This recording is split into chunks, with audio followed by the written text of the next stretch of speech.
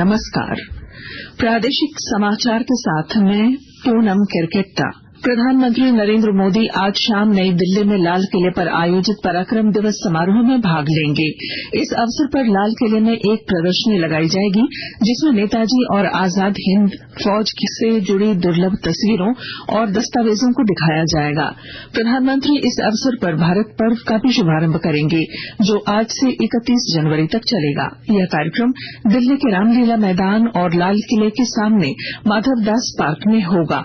इसमें गणतंत्र दिवस की झांकियां और सांस्कृतिक सामग्री के जरिए देश की समृद्ध विविधता प्रदर्शित की जाएगी।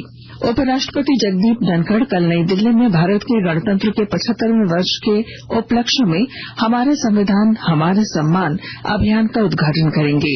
कानून और न्याय मंत्रालय की ओर से साल भर चलने वाले इस अभियान का उद्देश्य भारत के संविधान में निहित सिद्धांतों के प्रति सामूहिक प्रतिबद्धता की पुष्टि करना और राष्ट्र को बांधने वाले साझा मूल्यों का जश्न मनाना है।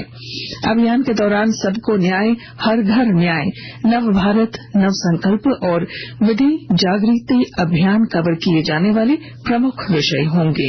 केंद्रीय विज्ञान और प्रौद्योगिकी मंत्री डॉक्टर जितेंद्र सिंह ने कहा है कि 2047 तक भारत को विकसित बनाने में प्रवासी भारतीयों की वैज्ञानिक क्षमताओं की महत्वपूर्ण भूमिका होगी।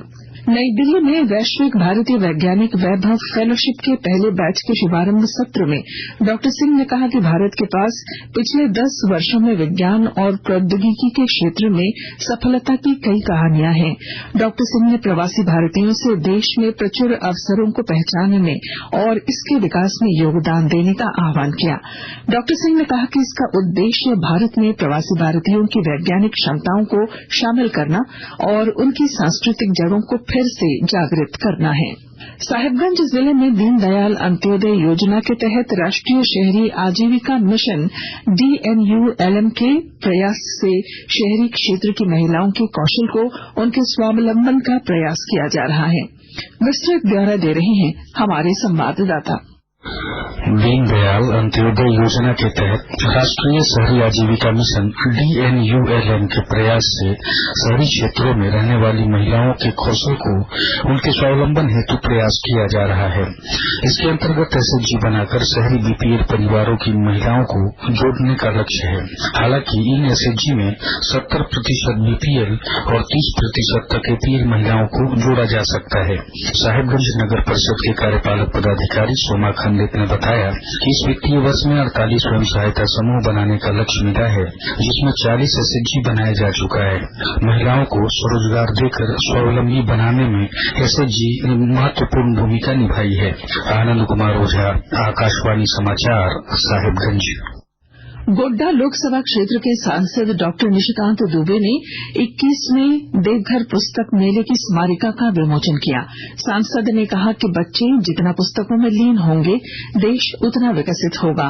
उन्होंने बताया कि पुस्तक मेले में गरीब और मध्यम वर्गीय परिवार की महिलाएं अपने बच्चों के साथ आईं और उन्होंने अपने बच्चों के लिए किताबें खरीदी। उन्होंने कहा कि उनके मन में यह सोच विकसित हुई है कि उनका बच्चा भी पढ़ लिख कर IAS, IPS या और बड़ा अफसर बने, इसलिए यह मेला सफलता की नई ऊंचाइयों को छू रहा है। कोडरमा प्रखंड मैदान में आज पुस्तक मेले का आयोजन किया जा रहा है। यह मेला 2 दिनों तक चलेगा। पुस्तक मेले में 34 स्टॉल लगाए गए हैं जहां स्कूल कॉलेज की पाठ्य पुस्तकों के अलावा प्रतियोगी परीक्षाओं से जुड़ी किताबें, काव्य संग्रह और साहित्य संग्रह उपलब्ध हैं। कार्यक्रम के दौरान सांस्कृतिक कार्यक्रम भी प्रस्तुत किए गए। पुस्तक मेले में दूरदर्शन और आकाशवाणी गैलरी भी बनाई गई है। रेडियो से कोडरमा के जुड़ाव को प्रदर्शित किया गया है। रेडियो पर फरमाइशी गीतों के लिए पहचान बनाने वाले रेडियो के श्रोताओं की तस्वीर और फरमाइशी गीत भेजे जाने वाले पोस्ट कार्ड की तस्वीर भी लगाई गई है। मौसम विज्ञान केंद्र ने 26 जनवरी तक ठंड में वृद्धि होने की संभावना जताई है। इस दौरान सुबह कड़ाके की ठंड पड़ने की संभावना है।